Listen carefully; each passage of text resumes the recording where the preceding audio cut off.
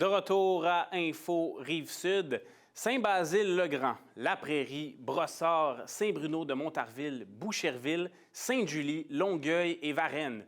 Vous vous demandez ce qu'ont en commun ces municipalités de la Rive-Sud.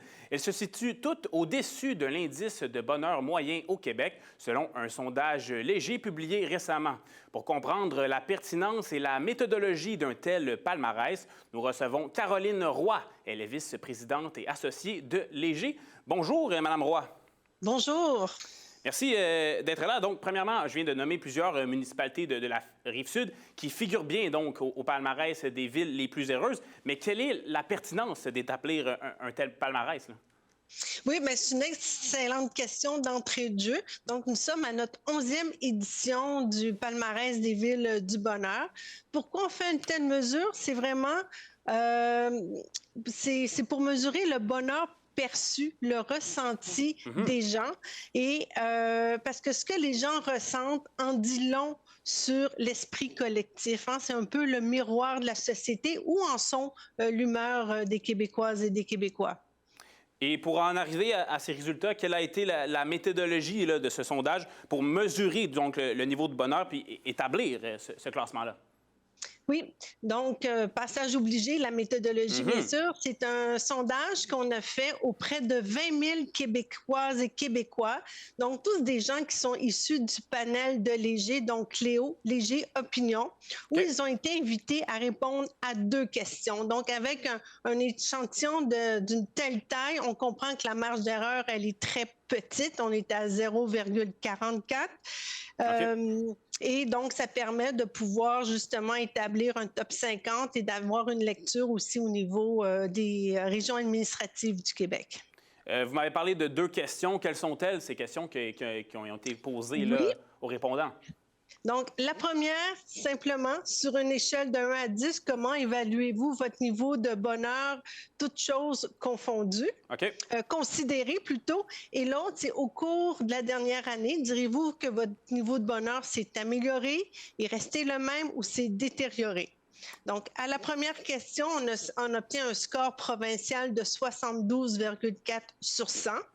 Et la deuxième, bien, on apprend que 24 des Québécois ont vu au cours des 12 derniers mois leur niveau de bonheur s'améliorer, qui est une excellente nouvelle. 54 est demeuré le même, mais 22 c'est là où on a un petit drapeau jaune, où on a vu leur niveau de bonheur se détériorer.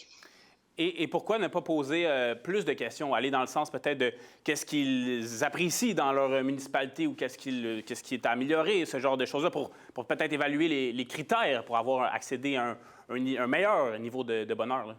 Oui, c'était une première mesure vraiment pour avoir le ressenti, le niveau de bonheur. On a une autre étude qui s'appelle l'indicateur municipal qu'on a fait ce printemps, où on mesure la satisfaction des citoyens à l'égard des services municipaux. Et c'est un bonheur, c'est un rapport qui est public aussi, qui est disponible.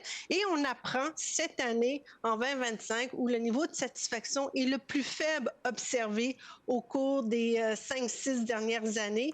Il se situe aux alentours, on est à 6,3 sur 10.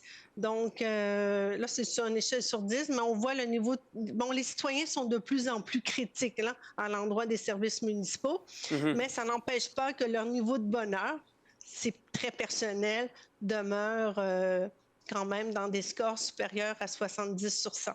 Oui, et ça permet tout de même s'il y a seulement les 2 questions posées que vous venez de me dire, il y a quand même des conclusions qu'on peut établir. Donc, qu'est-ce qui fait en sorte donc, que les gens sont heureux? Quelles infrastructures, et également, j'imagine, des activités culturelles, des soins, des services? Qu'est-ce qu'on observe qui revient dans les municipalités les plus heureuses, là?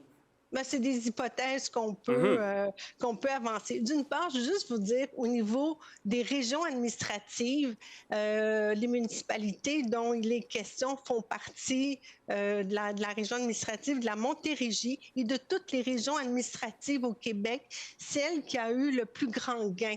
Hein, c'est une amélioration de 4,7 points, où on est passé de 68,2 sur 100 à 72,9 sur 100. Voilà. Donc, on voit qu'il y a vraiment une amélioration.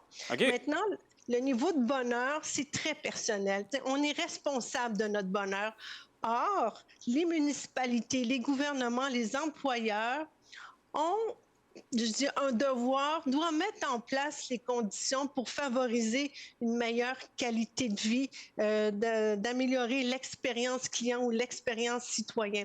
Donc, les municipalités, les 8 municipalités dont on parle sur la rive sud Oui. de Montréal, bien, on voit c'est des municipalités à échelle humaine où on peut voir de la verdure, il y a des parcs, on voit qu'il y a un effort qui est investi dans l'amélioration du mobilier urbain, par exemple.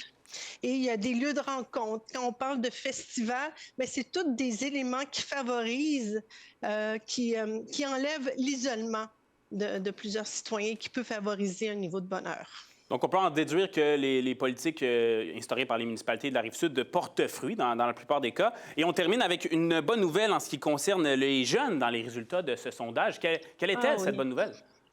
Dans le sondage, moi, l'élément qui m'a le plus fait sourire, c'est vraiment l'amélioration des jeunes, notamment des 18-24, des 18-34 ans.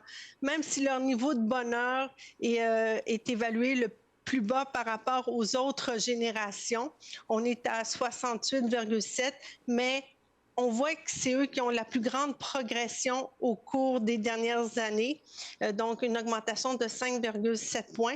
Et lorsqu'on leur demande à eux personnellement, au cours de la dernière année... Je me dois de vous interrompre, Mme Roy, oui, parce que nous n'avons plus de temps, mais je vous remercie grandement. Et c'est ce qui conclut donc Info Rive-Sud. À la prochaine.